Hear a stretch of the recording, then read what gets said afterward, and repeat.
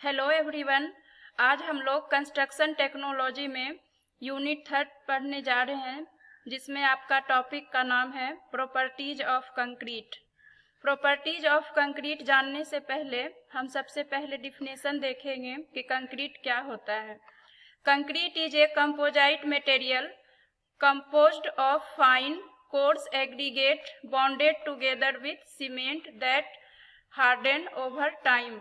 Concrete क्या चीज है? आपका एक कंपोजिट मटेरियल है जो किन किन चीजों से मिलके बना है? फाइन कोर्स एग्रीगेट और आपका सीमेंट भी इसमें मिक्स है। तो क्या हो गया? कंक्रीट हम लोग आपका क्या क्या चीज से मिलके बना है? सीमेंट से, और हम लिख लेते हैं यहाँ direct, aggregates, water plus admixture. Okay, cement आपका क्या है?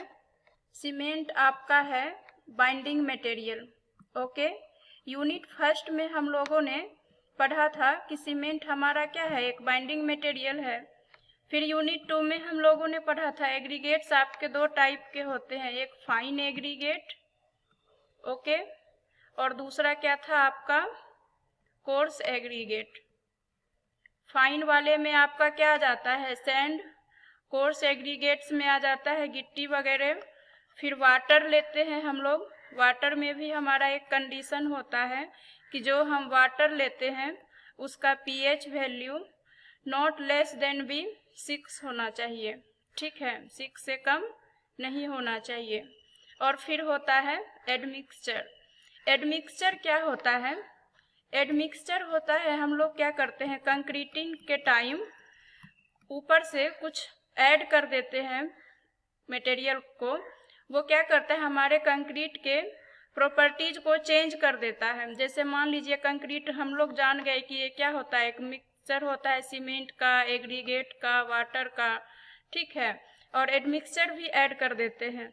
तो एडमिक्सचर का मेन काम है कि जब जैसे मान लीजिए आपका ये सीमेंट, एग्रीगेट्स, वाटर ये सब आपका ऐड हो गया, तो हमको पता है कि इनिशियल स्ट्रेंथ जो होता है, इनिशियल सेटिंग टाइम सीमेंट का 30 मिनट का होता है। तो अगर हमको इसका सेटिंग टाइम बढ़ाना या घटाना है अपने वर्क के अनुसार, तो हम लोग ऊपर से कुछ एडमिक्सचर डालते हैं। वो क्या करता है? स्ट्रेंथ को बढ़ाता है, या सेट करने में या तो वो टाइम को बढ़ा देता है या तो घटा देता है। जैसे में एडमिक्सचर का आपका यहाँ एग्जाम्पल है। एडमिक्सचर भी आपका दो टाइप का होता है, एक होता है मिनरल और एक होता है केमिकल। ठीक है, तो एडमिक्सचर का कुछ एग्जाम्पल हो गया आपका रिटार्डर। ठीक है, रिटार्डर क्या करता है? सेटिंग टाइम को बढ़ा देता है। एक्सीलेटर होता है। तो ये सब आपके एडमिक्सचर हो गए। एडमिक्सचर वैसा प्रॉपर्टी जो हम लोग कंक्रीट टाइम में ऐड कर देते हैं, जिससे हमारा स्ट्रेंथ जो है, या प्रॉपर्टीज कह लीजिए, प्रॉपर्टीज ऑफ कंक्रीट चेंज हो जाता है। तो फर्स्ट स्लाइड में हम लोगों ने समझ लिया कि कंक्रीट क्या है, एक मिक्स है किसका? सीमेंट का, एग्रीगेट्स का, वाटर का, और हम लोग क्या ऐड कर देते हैं कभी कभी? एडमिक्सचर, वो भी अपने वर्क के अकॉर्डिंग। फिर आपका हो गया cement concrete. It is a mixture of cement, sand, aggregate and water in A limited proportions. Proportions का कहने का मतलब हो गया कि हम लोग जो है किसी फिक्स मात्रा में यूज करते हैं इसका।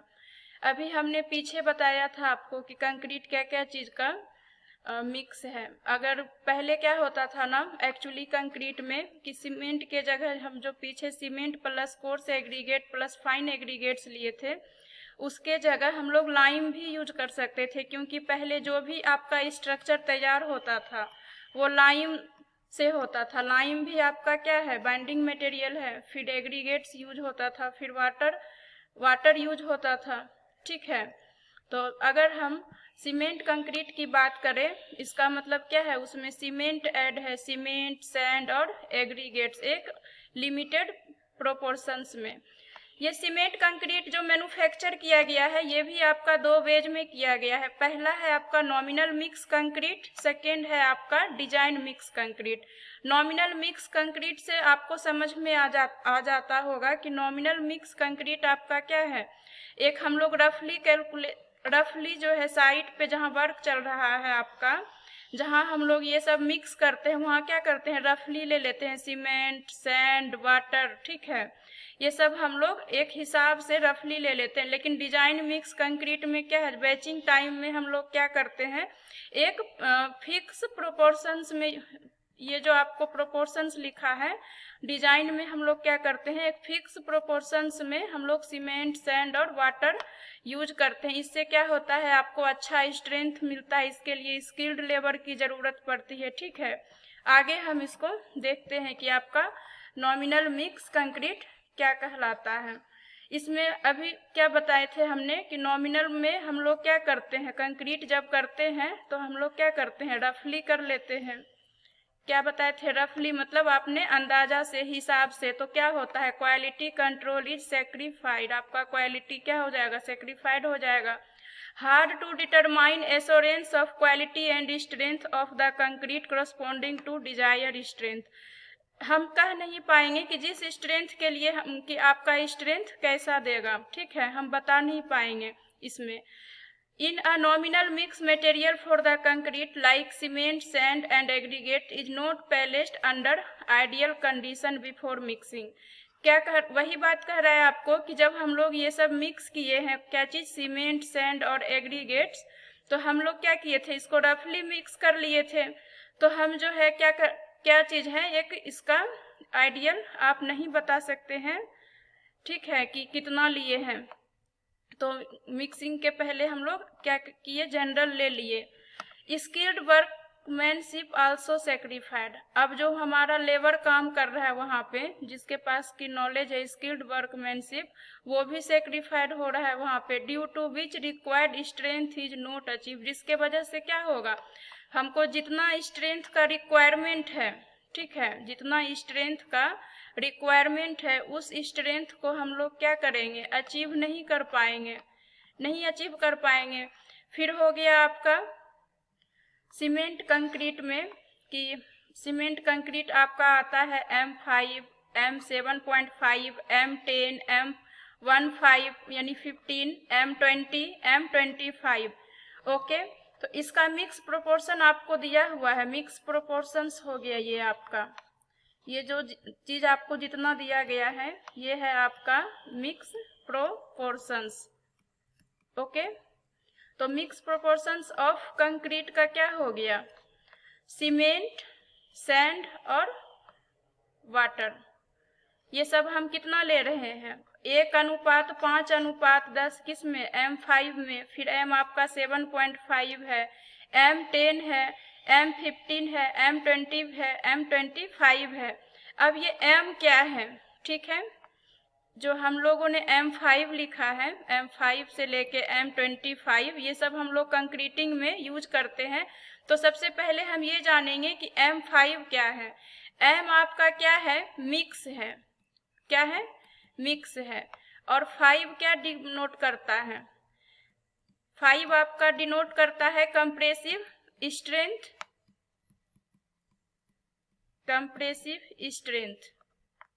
ओके। किसमें, न्यूटन पर mm स्क्वायर में।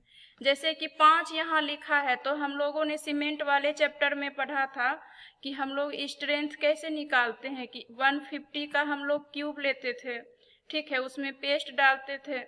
उसके बाद ये क्या हुआ, इसको हम लोग क्या करते थे, लोड लगाते थे, तो वही आपका कहलाएगा M। जैसे यहाँ पे M5 है तो 5 न्यूटन पर mm स्क्वायर से 28 डेज के लिए स्ट्रेंथ लेते थे।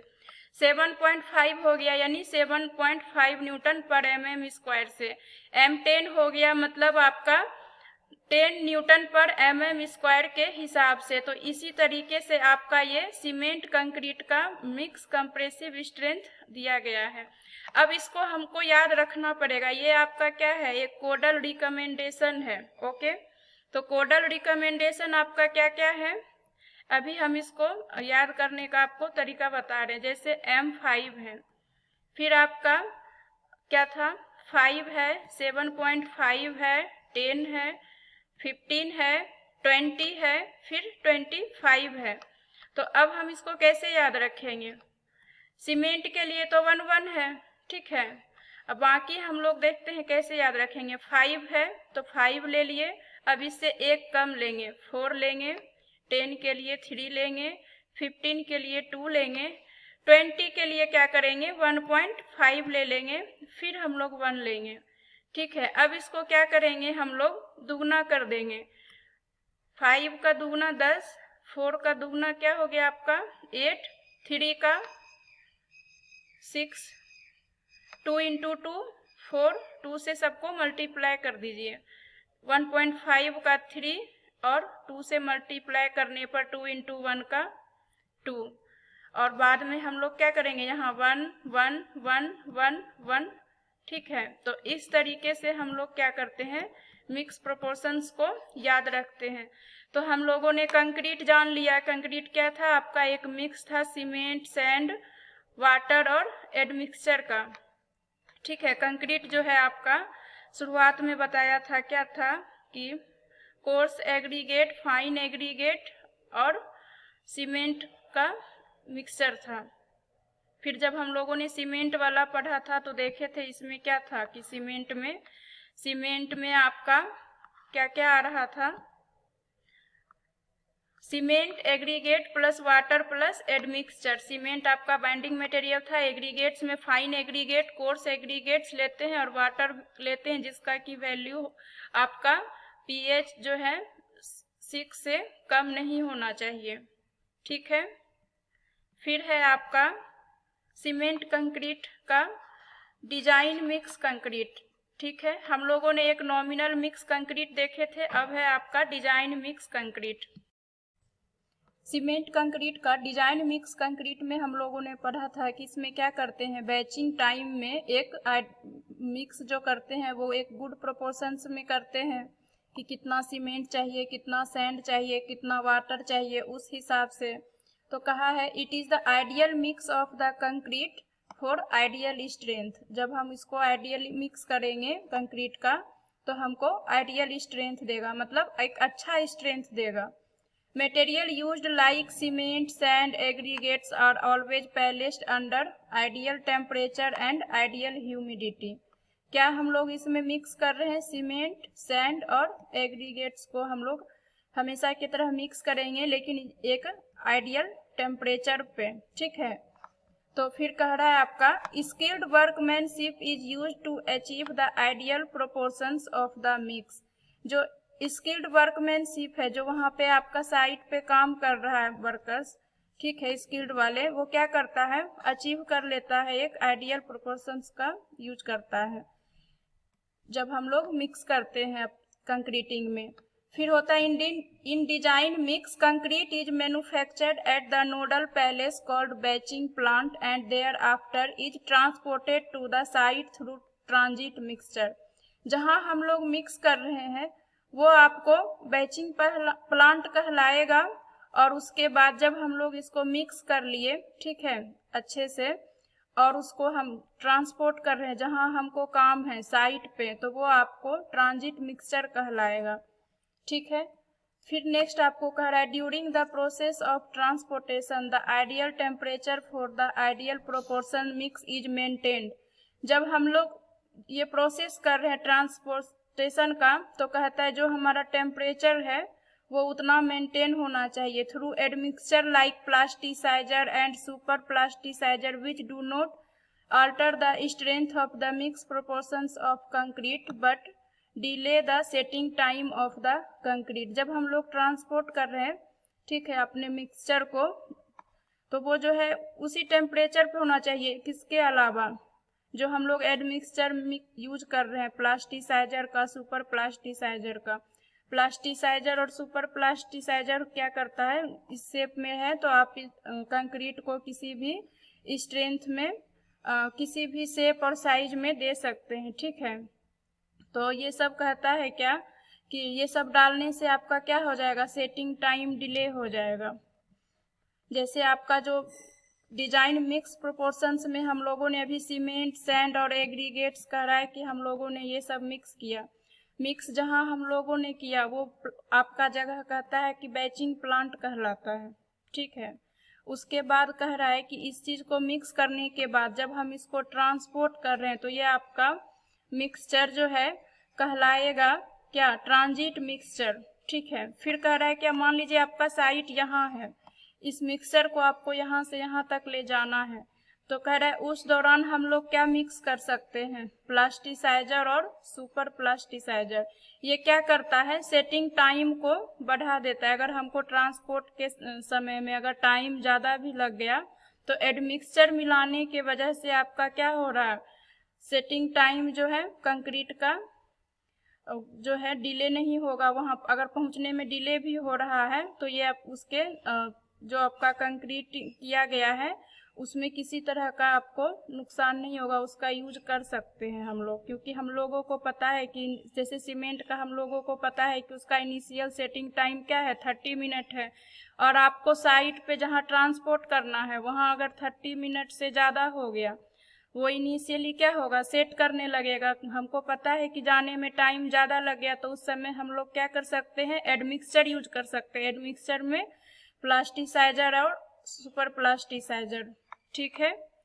उसके बाद है आपका ग्रेड ऑफ कंक्रीट। कंक्रीट के ग्रेड्स है कुछ जो आपका कहलाता है ऑर्डिनरी, स्टैंडर्ड और high strength concrete. Ordinary concrete, standard concrete और हाई स्ट्रेंथ कंक्रीट जो है आपको ये सब आपको याद करना होगा कि ऑर्डिनरी कंक्रीट में कितना से कितना ग्रेड आता है। यहाँ आपको M10, M15, M20 दिखा रहा है, यानी आपका ऑर्डिनरी कंक्रीट किसके किसके बीच में आया, M10 से M20 के बीच आ गया।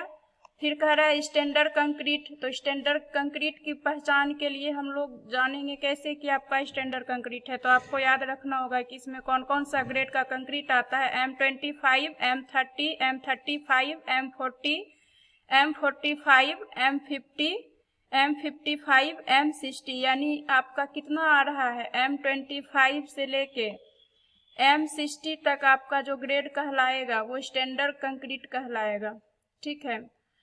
फिर है आपका high strength concrete. High strength concrete के लिए ग्रेड आपका कहाँ से स्टार्ट हुआ है, M70 से लेके M95 तक। तो M75 से लेके हाई स्ट्रेंथ कंक्रीट आपका है M65 से M95 तक। आपको ऑब्जेक्टिव में पूछ सकता है कि इनमें से कौन ऑर्डिनरी कंक्रीट नहीं है, तो अगर M10, M25, M20 और M30 दे दिया जाए तो हम समझ जाएंगे कि हमारा M30 क्या है, ऑर्डिनरी कंक्रीट नहीं है। क्योंकि हमें पता है कि M30 किस में आता है, स्टैंडर्ड कंक्रीट में आता है। तो इस तरीके से हम लोग पूरा ग्रेड को याद करेंगे। सबसे पहले तो जान लिए कि नंबर ऑफ ग्रेड्स आपका कितना है, 3 है। ऑर्डिनरी कंक्रीट है, स्टैंडर्ड कंक्रीट है और हाई स्ट्रेंथ कंक्रीट है, ठीक है। उसके बाद क्या है आपका, उसके बाद है characteristic compressive strength of 150 mm cubes at 28 days. जैसे कि हमने पहले बताया है कि आपका 150 mm क्यूब्स का स्ट्रेंथ पे हम लोग जो लेते हैं वो आपका आ गया M10 के लिए 10, 15 के लिए 15, 20 के लिए 20, 25 के लिए 25। उसी तरीके से सारा दे रखा है ऑर्डिनरी का, स्टैंडर्ड कंक्रीट का, हाई स्ट्रेंथ कंक्रीट का। ये सब आपका क्या है, कंप्रेसिव कैरेक्टरिस्टिक कंप्रेसिव स्ट्रेंथ है। कितना, 10 न्यूटन पर mm स्क्वायर। किसके लिए, M10 के लिए। M15 के लिए कितना हो गया आपका कंप्रेसिव कैरेक्टरिस्टिक स्ट्रेंथ, 15 न्यूटन पर mm स्क्वायर। उसी तरीके से आपका पूरा 100 तक दे रखा है, ठीक है। यहाँ भी आपका M95 से नहीं 100 तक दे रखा है। आप एक बार देख लीजिएगा, यहाँ पे थोड़ा सा मिस्टेक हो गया। M65 से लेके आपका कहाँ तक है, M100 तक है, ठीक है। ये आपका क्या है, हाई स्ट्रेंथ कंक्रीट है। वही है आपका ग्रेड ऑफ कंक्रीट। फिर है क्या कि हम लोग जो इतना सारा जो ग्रेड ऑफ कंक्रीट पढ़े हैं, तो इसमें सबसे मिनिमम ग्रेड ऑफ कंक्रीट कितना यूज करते हैं हम लोग आरसीसी वर्क के लिए। तो कहता है minimum grade of concrete for RCC work as per IS code recommendation is M20। जो आपका आईएस कोड है उसके अनुसार हम लोग क्या करते हैं, M20 यूज करते हैं कंक्रीटिंग का जब आरसीसी वर्क करते हैं। ठीक है, ये आपका बहुत ही इम्पोर्टेंट पॉइंट है। आपको कभी भी पूछ सकता है ऑब्जेक्टिव में कि आरसीसी के लिए जो हम लोग मिनिमम ग्रेड यूज करते हैं वो कितना करते हैं, तो M20 यूज करते हैं। फिर नेक्स्ट है आपका एक्सपोजर कंडीशन। ठीक है, अब एक्सपोजर कंडीशन में आपको दिखाता है कौन कौन सा कंडीशन है। पहला है माइल्ड, फिर है मॉडरेट, फिर है सीवियर, वेरी सीवियर और एक्सट्रीम। देखते हैं कि इसका क्या यूज है कंक्रीटिंग में। ओके, तो माइल्ड में क्या कह रहा है, concrete surface protect against weather aggressive और एक्सेप्ट दीज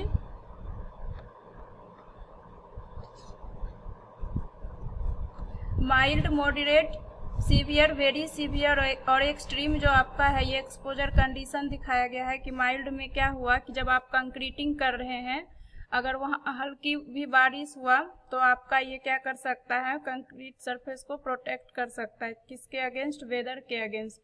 फिर है मॉडरेट। मॉडरेट कंडीशन आपका कहाँ पे आएगा, माइल्ड से थोड़ा सा ज़्यादा। ठीक है, इसमें क्या कह रहा है कि आपका जो बारिश हो रहा है, ठीक है, हैवी रेन हो रहा है, किससे, तो आपका वैसा कंक्रीट जो है वो भी रेजिस्ट कर सकता है। वैसा कंडीशन आपका मॉडरेट कहलाया। फिर सीवियर में है कि सीवियर में आपका अगर ज़्यादा बारिश हो रहा है और उसमें क्या है आपका वाटर जो है सलाइन वाटर है, तो वैसा कंडीशन में अगर हम कंक्रीट कर रहे हैं तो वो सीवियर कंक्रीट कहलाएगा। सीवियर में आपका क्या था कि आपका वाटर जो है कंक्रीटिंग जो करते हैं उसको रेजिस्ट कर रहा है, रेन वाटर को। और वेरी सीवियर में क्या है, बहुत आपका सी वाटर में हम लोग क्या कर रहे हैं, कंक्रीटिंग कर रहे हैं। एक्सट्रीम हो गया कि पूरा पानी के अंदर आपका कंक्रीटिंग हो रहा है। तो ये सब को आप क्या कर सकता है कि एक्सपोजर जो कंडीशन बताया है कि इस कंडीशन में भी कंक्रीटिंग कर सकते हैं। लेकिन उसका क्या है, आपका एक कोडल रिकमेंडेशन है कि अगर आपका माइल्ड स्टील है, ठीक है, या क्या बोलते हैं मॉडरेट है, सीवियर है, वेरी सीवियर है, एक्सट्रीम है, तब जब हम लोग कंक्रीट करेंगे, जैसे प्लेन कंक्रीट और आपका रेनफोर्स्ड कंक्रीट है, तो मिनिमम ग्रेड ऑफ कंक्रीट कितना यूज करेंगे। ठीक है, तो कहने का मतलब हो गया कि आपका जो ग्रेड है वो डिपेंड करता है कि हमारे वेदर पे, कंडीशंस पे, कि किस टाइप का वेदर में हम लोग किस टाइप का ग्रेड यूज कर सकते हैं कंक्रीटिंग के टाइम। एक होता है आपका प्लेन कंक्रीट जिसमें कि हम लोग सिंपल कंक्रीटिंग कर लेते हैं। दूसरा है आपका रेनफोर्स्ड कंक्रीट। रेनफोर्स्ड में क्या है, आपका स्टील बार भी इसमें ऐड रहता है। ठीक है, जैसे अभी हम आपको बता रहे हैं।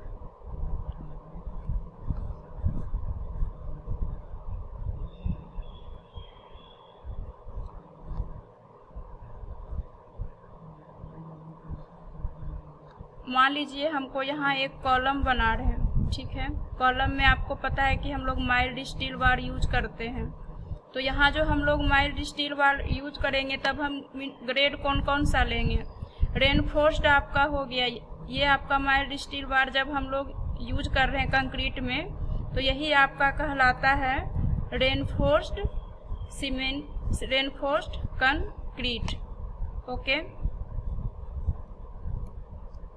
इसमें जो हम लोग ग्रेड यूज करेंगे,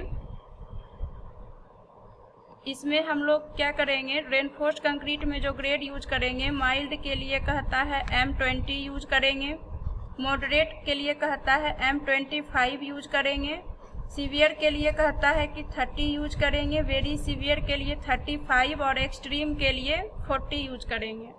यही आपका अगर प्लेन कंक्रीट है तो एक्सट्रीम के लिए हम लोग जो ग्रेड यूज करते हैं, number of grade, M25 use करेंगे।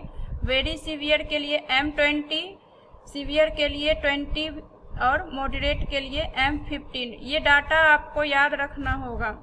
ये आपका कोडल रिकमेंडेशन है कि कब हम लोग आरसीसी के टाइम में हम लोग कितना नंबर ऑफ ग्रेड लेंगे और प्लेन कंक्रीट के टाइम में कितना नंबर ऑफ ग्रेड लेंगे। अब बात है कि सीमेंट कितना लेंगे मिनिमम, ठीक है, सीमेंट का कंटेंट कितना रहेगा। तो आपका माइल्ड में दे रखा है 300 kg पर मीटर स्क्वायर, ओके। फिर मॉडरेट में है 300, सीवियर में है 320, वेरी सीवियर में है 340 और एक्सट्रीम में है आपका 360। सेम अगर प्लेन कंक्रीट के लिए जो हम लोग मिनिमम सीमेंट कंटेंट यूज करेंगे, माइल्ड के लिए आपका है 220 kg पर मीटर स्क्वायर, मॉडरेट के लिए है 240, सीवियर के लिए है 250, वेरी सीवियर के लिए है 260 और एक्सट्रीम के लिए है 280। तो आपको पता चल गया एक्सपोजर कंडीशन के हिसाब से कि हम लोग नंबर ऑफ ग्रेड्स कितना लेंगे रेनफोर्स कंक्रीट के लिए और प्लेन कंक्रीट के लिए, ओके। फिर नेक्स्ट है आपका minimum grade of concrete used in construction. जब हम लोग पीसीसी वर्क करेंगे, आरसीसी वर्क करेंगे, वाटर टैंक के लिए PCC subjected to sea water, RCC subjected to sea water, pre stress pre tension concrete, post tensioned concrete. आपको यहाँ पे कंस्ट्रक्शन के टाइम जैसे पीसीसी हो गया, आरसीसी हो गया, तब आप कितना मिनिमम ग्रेड ले सकते हैं कंक्रीट के टाइम जो यूज करेंगे वो आपको दे रखा है। ये भी आपको याद रखना होगा। पीसीसी के लिए 15, आरसीसी के लिए M20, वाटर टैंक के लिए आपको भी 120 लेना है, PCC subjected to sea water के लिए भी M20 और आरसीसी किसके लिए सी वाटर में M30, pre stress post tension concrete करेंगे तब M40 और पोस्ट टेंशन जोन के लिए M30। इसमें 50% डाटा आपको पीछे वाला डाटा से ही दिया गया है, ये भी आपको याद रखना होगा। फिर लास्ट है आपका सी वाटर में कंक्रीट कितना यूज करते हैं। तो यहाँ आपको दिया हुआ है कि सी वाटर के लिए हम लोग M20 ग्रेड यूज करते हैं जब हम लोग प्लेन कंक्रीट करेंगे और M30 यूज करते हैं जब हम लोग रेनफोर्स्ड कंक्रीट करेंगे। फिर है आपका ड्यूरेबिलिटी, ठीक है। अब हम लोग कंक्रीटिंग कर लिए तो इसका ड्यूरेबिलिटी हम लोग देखते हैं कि ड्यूरेबिलिटी क्या है, इसका कंक्रीट में क्या इफेक्ट पड़ता है। पहले आपको डिफिनेशन दे रखा है, a durable concrete is one that perform satisfactorily in the working environment during its anticipated exposure condition during service. IS 456/2000 जो IS कोड है आपका 456/2000 ये बताता है कि एक ड्यूरेबल कंक्रीट के लिए क्या क्या परफॉर्म करता है वर्किंग टाइम, उसका जब हम लोग वर्किंग कर रहे थे उस पर क्या क्या इफेक्ट पड़ेगा, इन्वायरमेंट का इफेक्ट पड़ेगा, एक्सपोजर कंडीशन का इफेक्ट पड़ेगा। तो फिर है आपका next, durability of concrete is its ability to resist weathering action, chemical attack, abrasion और any other process of deterioration. American concrete institute. जब हमारा कंक्रीट का ड्यूरेबिलिटी है, इसके पास क्या क्या चीज रेजिस्ट करने की एबिलिटी होनी चाहिए, वेदरिंग एक्शन का, केमिकल अटैक का, एब्रेजन का। वेदरिंग एक्शन हो गया कि आपका बाहर से जो भी बारिश हो रहा है या धूप है, तेज हवा चल रहा है, वो सबको क्या करता है, ये रेजिस्ट कर सकता है। केमिकल अटैक को भी ये रेजिस्ट कर सकता है। तो आप ड्यूरेबिलिटी ऑफ कंक्रीट के पास ये सब चीज़ों को रेजिस्ट करने की एबिलिटी होती है। फिर है आपका when expose to environment durable concrete is likely to retain its original form, quality and serviceability during its life time. क्या कह रहा है कि जब हम लोग कंक्रीट जो है आपका ड्यूरेबल होगा अगर ये अपना क्या है ओरिजिनल फॉर्म में है। इन्वायरमेंट जो आपका है, जब आपका इन्वायरमेंट का भी इफेक्ट पड़ रहा है तो एक ड्यूरेबल कंक्रीट क्या होगा, अपना हमेशा ओरिजिनल शेप में रहेगा, उसका क्वालिटी भी गुड रहेगा और सर्विसिबिलिटी भी उसका अच्छा रहेगा एक लॉन्ग लाइफ टाइम तक। ठीक है। जैसे आपको मान लीजिए यहाँ पे एक कॉलम है, ठीक, ये कंक्रीट किया हुआ है, तो ये क्या कह रहा है कि आपका एक्सपोज टू एनवायरनमेंट, चाहे आपका बारिश हो या धूप हो, ठीक है, या आपका क्या मौसम में कोई भी चेंजेज हो, तो आपका ये जो कंक्रीटिंग किए हैं हम लोग कॉलम का, कहता है ये हमेशा अपने ओरिजिनल शेप में ही रहेगा, ठीक है। इसके ओरिजिनल शेप में कोई चेंजेज भी नहीं होगा, इसकी क्वालिटी भी अच्छी होगी, ड्यूरेबल कहने का मतलब, और इसकी सर्विसिबिलिटी भी बहुत अच्छी होगी, मतलब इसमें किसी भी टाइप का क्या बोलते हैं इफेक्ट नहीं पड़ेगा, ठीक है। एक आपका ड्यूरेबिलिटी कहने का एक उदाहरण है कि इसका ना तो कोई शेप में चेंज हो रहा है, ना किसी चीज़ का इफेक्ट पड़ रहा है, ये क्या है आपका लाइफ टाइम ऐसे ही रहेगा। ओके, फिर है आपका durable concrete envisages limit for maximum water cement ratio, minimum cement content, cover thickness, type of cement used and presence of amount of chloride and sulphate in concrete. Okay, कहता है क्या कि जब हम लोग कंक्रीट करते हैं ना एक ड्यूरेबल कंक्रीट के लिए, तो उसमें आपको कितना वाटर देना है, मैक्सिमम वाटर सीमेंट, ठीक है, maximum water cement ratio, water cement ratio यानी weight of water upon cement, कि इसमें हम लोग जो वाटर सीमेंट रेशियो है उसका भी लिमिट होता है कंक्रीट को ड्यूरेबल होने में, कितना हम लोग सीमेंट का कंटेंट यूज करेंगे उस पे डिपेंड करता है, और किस टाइप का हम लोग सीमेंट यूज करते हैं उस पे भी डिपेंड करता है, मतलब ये सब चीज़ भी इफेक्ट करता है किस पे, ड्यूरेबल पर। एक कंक्रीट को ड्यूरेबल होने के लिए आपको इन चीज़ों का भी ध्यान रखना होगा। फिर है आपका factor influencing durability of concrete. Influencing मतलब हो गया प्रभावित करना, ड्यूरेबिलिटी ऑफ कंक्रीट, कंक्रीट को प्रभावित करने के लिए IS 456/2000 ने कुछ बताया है, जैसे द इन्वायरमेंट के वजह से क्या हो सकता है, ड्यूरेबिलिटी ऑफ कंक्रीट पे इफेक्ट पड़ सकता है। Type and quality of constituent material, किस टाइप का और क्वालिटी का मटेरियल यूज कर रहे हैं कंक्रीटिंग टाइम, उस पर भी डिपेंड करता है। अगर क्वालिटी आपका अच्छा नहीं है तो कंक्रीट जब हम करेंगे तो हमको ड्यूरेबिलिटी क्या है आपको अच्छा नहीं मिलेगा।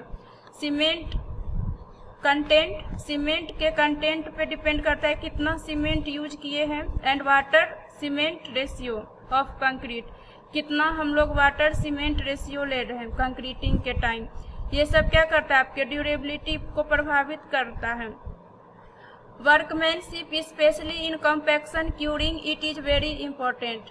जब क्यूरिंग कर और कॉम्पैक्शन करते हैं हम लोग उस टाइम वर्कमैनशिप कितना जो है वर्कमैनशिप पे भी डिपेंड करता है कि कॉम्पैक्शन और क्यूरिंग जो कर रहा है उस पे भी डिपेंड करता है। Cover to embedded steel, shape and size of the member, तो ये सब चीज़ आपका क्या है फैक्टर्स है इन्फ्लुएंस कर रहा है ड्यूरेबिलिटी ऑफ कंक्रीट का। फिर है आपका consequence of improper quality and इनएडिक्वेट durability.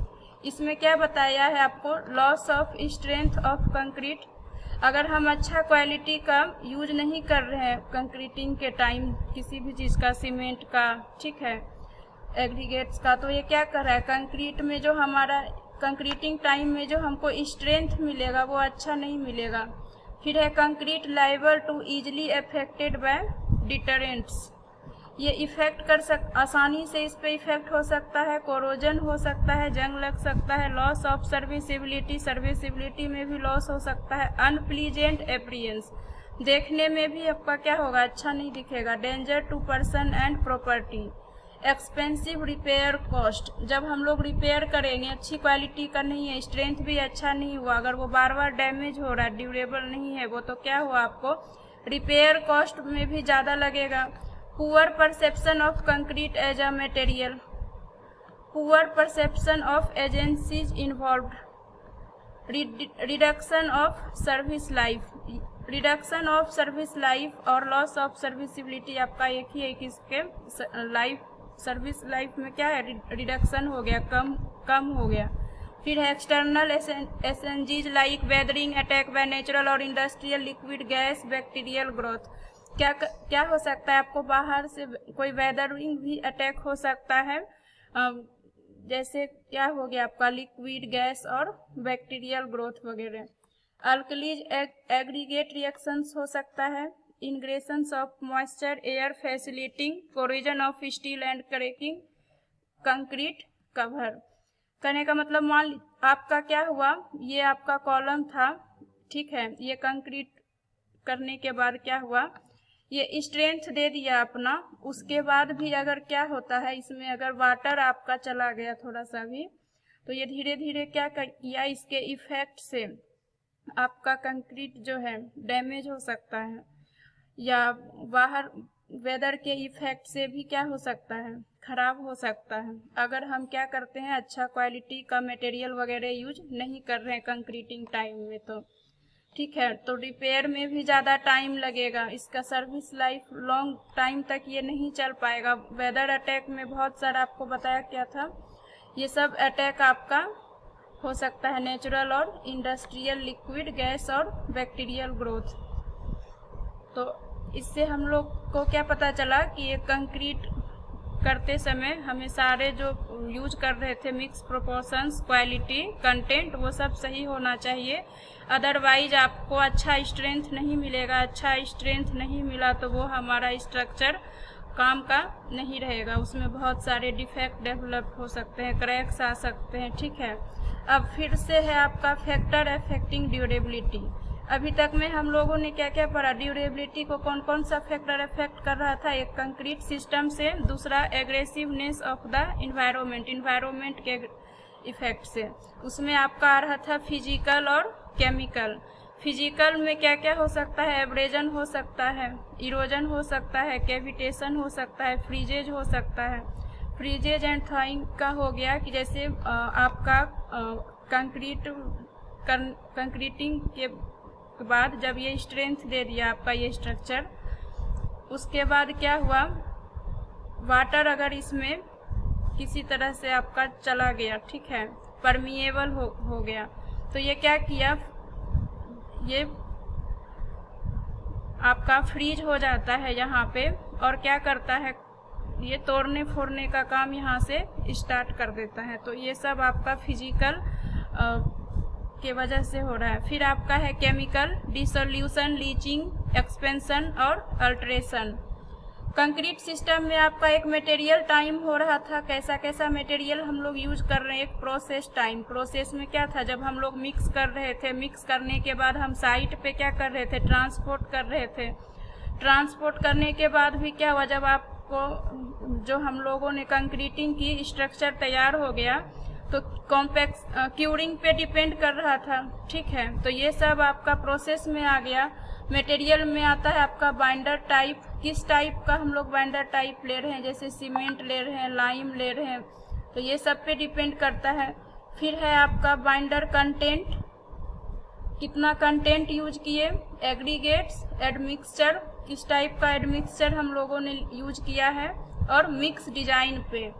Process में आ गया मिक्सिंग, जब हम लोगों ने क्या किया, सीमेंट, सैंड, वाटर और एग्रीगेट्स को हम लोग मिक्स किए।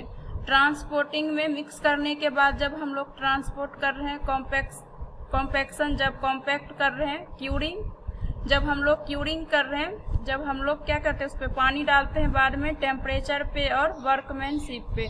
तो ये सब ओवरऑल आपका क्या है, फैक्टर्स हो गया ड्यूरेबिलिटी का। तो फर्स्ट चैप्टर में आपका इतना ही था, प्रॉपर्टीज ऑफ कंक्रीट में।